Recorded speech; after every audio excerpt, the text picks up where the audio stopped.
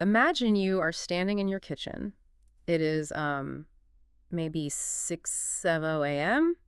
The coffee is just starting to brew, the house is completely silent, and the sun isn't even up yet. Yeah, the classic quiet morning. Exactly. Yeah. But then you turn around from the counter and you find a pair of large, deeply expressive, almost human-like eyes just staring unblinkingly at your every single move. That's definitely an intense way to start the day. Right. Well, no, it's not a ghost. It is, very likely, a boxer. Wrong.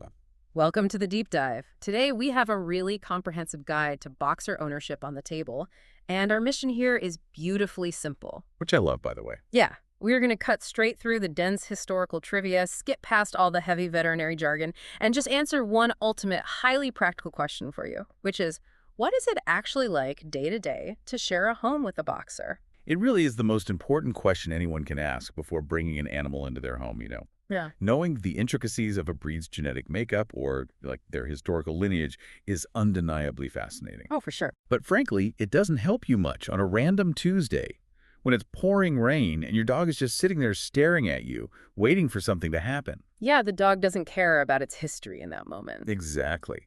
Understanding the daily, lived texture of ownership, how a dog's psychology fundamentally meshes with your actual daily routine, is so much more crucial than memorizing a standard breed profile. Exactly. So whether you are actively considering bringing a boxer into your life, or maybe you already have one sitting there supervising your every move as you listen to this, or even if you're just wildly curious about how these intense, historic working breeds actually adapt to our modern living rooms. We're going to give you the exact reality check you need. Yes, we are. And to do that, we have to start right at the beginning of the day, the morning routine. Because if there's one thing that becomes immediately clear when you dig into the material, it's that the intense attachment of a boxer doesn't take a break just because you happen to be asleep in the same house. Not at all. That famous boxer attachment, what people often call the Velcro dog syndrome, is a 24/7 feature of their personality. It's totally hardwired into them. I mean, they are glued to you. Right. Almost universally, owners report that mornings involve an incredibly enthusiastic, full-body greeting. You could have been sleeping right there, like 3 feet away from them at the foot of the bed all night long. But the second you wake up, they act like you've been reunited after a grueling decade apart. Exactly. It's an intense celebration every single morning. Okay, let's unpack this, because the way this behavior is described reminds me of a very friendly but incredibly intense micromanager at an office. Oh, I like that analogy. You know the exact type I'm talking about. That coworker who insists on shadowing you from the break room coffee maker down the hall to the supply closet, and then just stands right behind your chair watching everything you do, waiting to be included in the project. That is a remarkably accurate way to describe the morning experience with a boxer. They are absolutely micromanaging, or rather supervising, your routine. And it really helps to understand the why behind it. Boxers were bred to work in close partnership with humans. They aren't independent hunters who go off into the brush alone. They are partners. So in their mind, your routine is their routine. Exactly. If you are going to the kitchen, there is a task happening in the kitchen and they feel they need to be there for it. But that intense, shadow-like morning attachment directly sets the stage for what is arguably the biggest logistical challenge of boxer ownership. Which is what happens when that morning routine ends and you actually have to leave for work. Yes, the psychological shift from being your constant shadow to suddenly being completely alone is a massive, jarring transition for this breed. Right, and we really need to bust a massive misconception here. I think people look at boxers, they see these big, muscular, robust dogs, and they naturally assume, oh, it's a big, tough dog. It'll just hang out on the sofa, guard the house, and entertain itself while I'm at the office. Yeah, that's a very common thought. But they absolutely do not do that. No, they don't. Boxers do not thrive in a vacuum. Without structure, without a job, and without engagement. If they were just left to their own devices for extended periods, they struggle deeply. They just get bored. Very bored. And a bored working dog can quickly become an anxious or destructive dog. But, and this is a vital distinction we need to make, that does not mean a boxer cannot be left alone for a normal workday. Oh, really? Yeah, they aren't completely incompatible with modern work life. It's just about actively building what we call alone time tolerance. Let's talk about the mechanics of that, because the promise here is that they can settle down for reasonable stretches, but only if they are properly prepared. What does that actual preparation look like at, say, 7:30 in the morning before a commute? Well, proper preparation in this context is entirely active. It is not passive. It means you are providing meaningful exercise and mental engagement before you ever touch your car keys. So a quick walk around the block isn't going to cut it. Definitely not. We are talking about a genuine, brisk walk or a highly focused game of fetch in the yard. You have to physically burn off that top layer of energy. Okay, get them a little sweaty. Right. And once the physical edge is off, you provide a safe space. For many, that's a crate that the dog has been positively conditioned to view as a cozy, safe den, or perhaps a secure, dog-proofed room. Makes sense. And then, this is the crucial step. You bridge that transition into alone time constructively with something highly engaging, like a tightly stuffed puzzle toy. So you're basically giving them a job to do as you walk out the door. Exactly. When they're focused on extracting peanut butter from a puzzle toy, their brain is fully engaged in a task. It redirects their focus from the anxiety of you leaving to the job in front of them. Oh, well, they're clever. Yeah, tires out their mental energy while you transition out of the house, which allows them to settle into a resting state much easier once the puzzle is finally solved. Which logically brings us to the actual math of owning this dog, the time ledger. Because if workday separation requires a dedicated workout and puzzle prep before you even take your morning shower, we really need to figure out what kind of human fits this equation. It's a very specific equation, too. The numbers in the guide are very direct. A boxer requires 1 to 2 hours of dedicated daily time. And dedicated really is the operative word there. We aren't talking about simply existing in the same living room together while you scroll on your phone and the dog chews a bone. Right, that doesn't count. Not at all. We are talking about 1 to 2 hours of active walking, playing, training, and direct, focused interaction. Every single day. So let's be blunt for a second. Who should absolutely not get a boxer? Because idealizing a breed without looking at the lifestyle fit doesn't help the dog, and it certainly doesn't help the owner. Honestly. Yeah. Anyone with a highly demanding, unpredictable schedule where they are routinely away for 12 hours a day. Yeah, that sounds like a recipe for disaster. It is. It's also a terrible fit for someone who is specifically looking for an independent, low-maintenance companion dog that just, blends into the background. Yeah. If you aren't willing to do consistent daily training and physical activity, this breed will be genuinely frustrating to live with rather than rewarding. It's just a fundamental mismatch of energy and expectations. Exactly. Wait, hang on a second. I'm a little confused here. We just spent 10 minutes painting a picture of a dog that micromanages your trip to the bathroom, needs complex stuffed puzzle toys just so you can go to the office without them having a meltdown, and requires up to 2 hours of exhausting, dedicated engagement every single day. Yes, all true. Yet the material explicitly states that first-time dog owners can absolutely succeed with a boxer. How on earth is an animal this intense considered a good fit for a beginner? If we connect this to the bigger picture, the high energy of a boxer is actually a genuine asset, not a problem you have to manage, provided the owner actually wants a deeply interactive relationship. Oh, I see. Yeah, success with a boxer isn't about having 20 years of dog handling experience or knowing advanced training techniques right out of the gate. It's entirely about effort.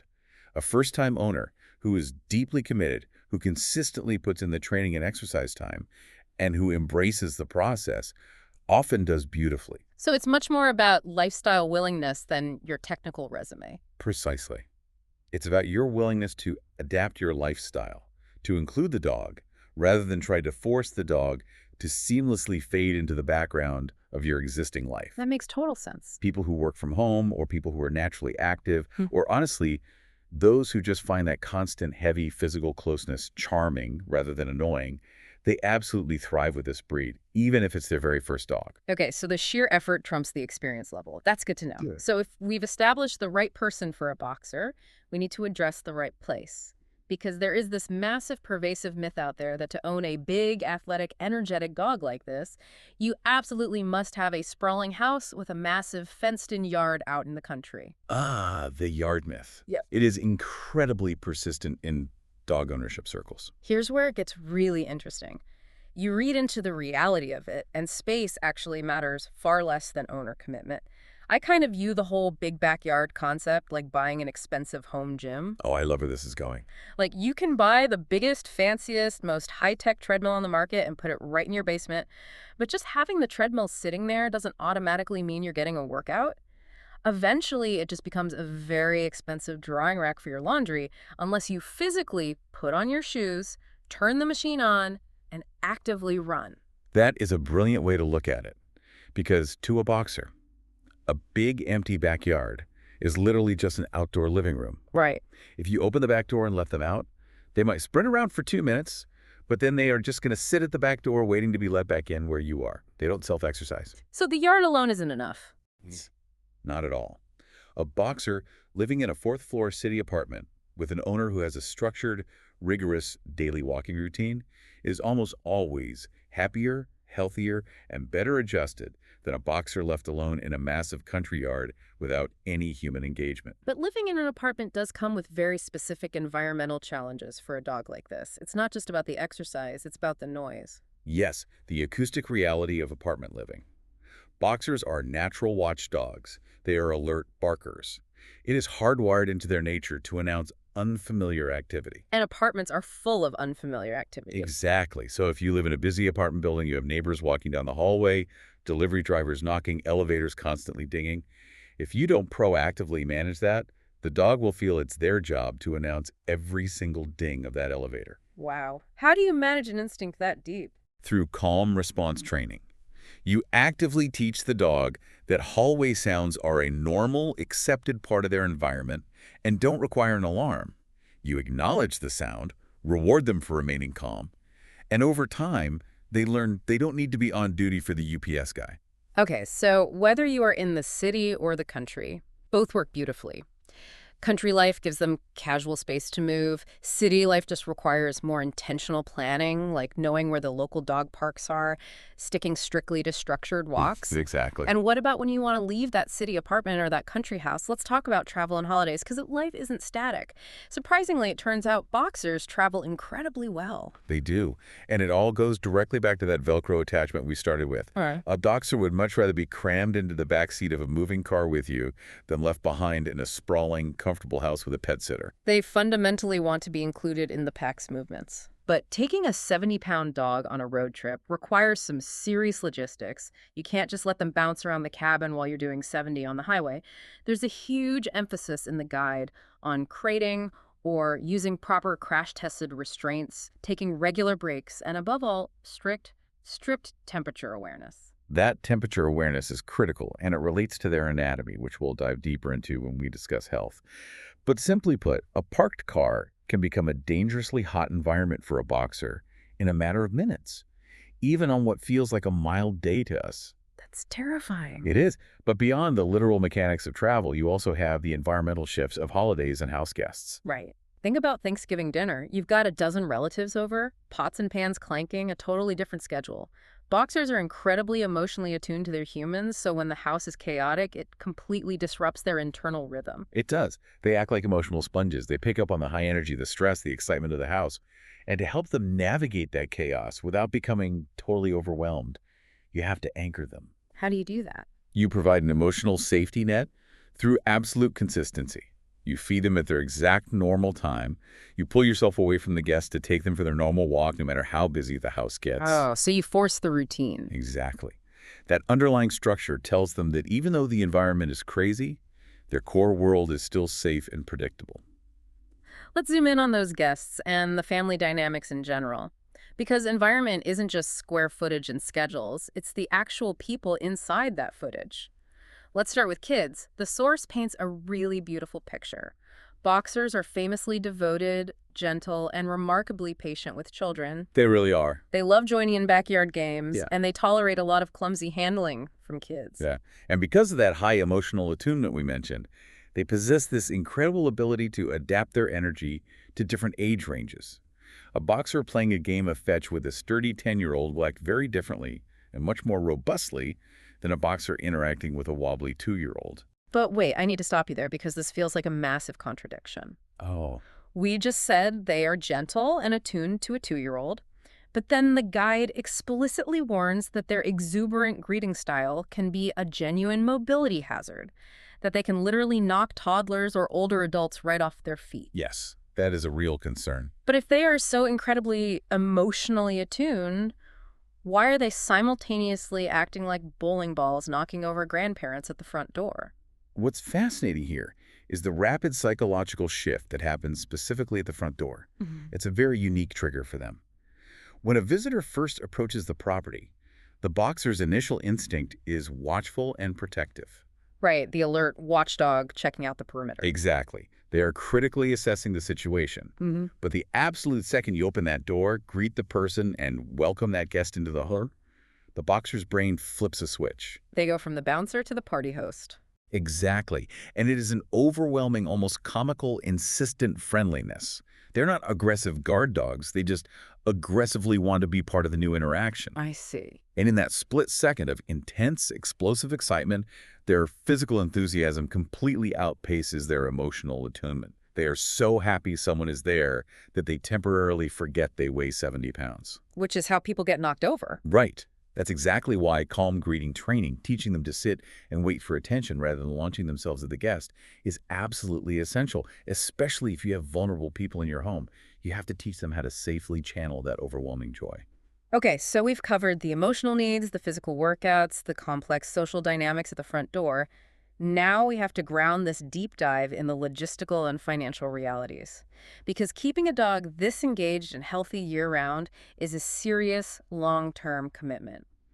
Let's start with what seems to be the easiest part: grooming. It is wonderfully low maintenance. They have tight short coats, a quick weekly brushing with a hound glove to remove dead hair, occasional baths when they get into something smelly, and regular nail trims are really all the external maintenance you need to worry about. So what does this all mean? How does an ostensibly low-maintenance, short-coated athletic breed end up with such high-stakes seasonal and health monitoring requirements?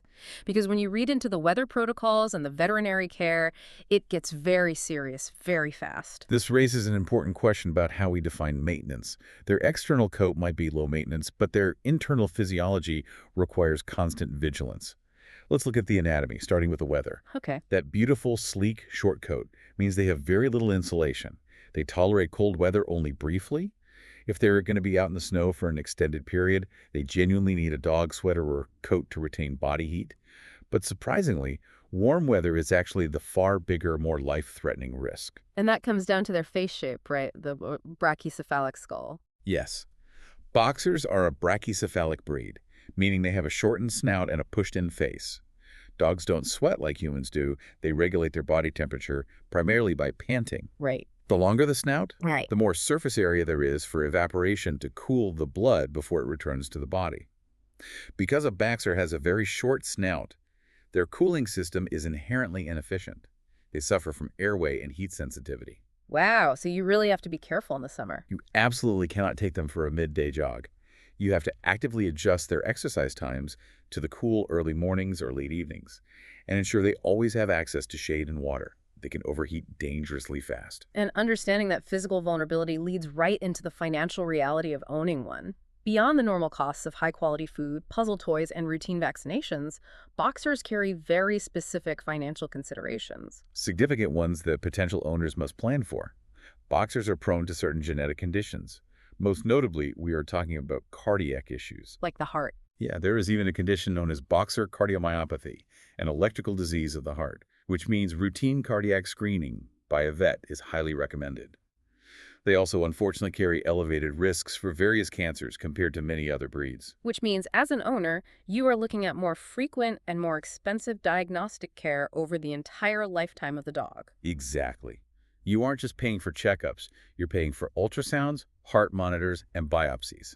And this is exactly why it is highly recommended to secure comprehensive pet insurance early, ideally the moment you bring them home as a puppy, long before any of these issues potentially arise and get flagged as pre-existing conditions. That makes a lot of financial sense. You really need to critically evaluate your financial preparedness for those breed-specific veterinary diagnostics. It's a very real part of the invisible cost of ownership. It's incredible how all of this is so deeply connected. The physical health vulnerabilities, the intense emotional needs, the structured daily routine, the front door manners. When you synthesize all of this information, living with a boxer ultimately means living with a creature that demands to be an active part of everything you do. It really is the ultimate partnership. They give you everything they have, and they expect the exact same in return. And it perfectly ties back to their roots. It makes so much sense when you remember they started as 19th century German working dogs. The modern boxer is still doing its original job. Absolutely. It's still protecting its space, still engaging with its handler, still looking for a place to belong. It has just redirected that massive historic work ethic from patrolling a sprawling German hunting estate to working your family living room. The dog hasn't fundamentally changed, only their environment has. They still view their human family as their absolute purpose in life. Which leaves us with a really fascinating tension to think about as we wrap up. We've talked extensively about what it takes to bring a boxer into your life. The mandatory exercise, the constant attention, the sheer physical, heavy presence of them leaning against your leg. That's a lot. It is. And I want you, listening to this, to think about our modern human lifestyles. We are increasingly digital, we're increasingly isolated, and we spend most of our days indoors staring at screens. And that reality violently clashes with a creature bred over a century ago for constant, physical, interactive partnership. It's a profound contrast, really. If bringing a boxer into your home essentially forces you to log off your devices, put on your shoes, go outside, and engage physically with the real world for 2 solid hours every single day, who is really rescuing who? An incredibly powerful question to end on. Yeah. Hey, just a quick reminder for everyone listening to today's discussion. This deep dive is for educational purposes only. If you are ever concerned about a dog's health or behavior, you should always consult a qualified veterinarian. Until next time, keep diving deep.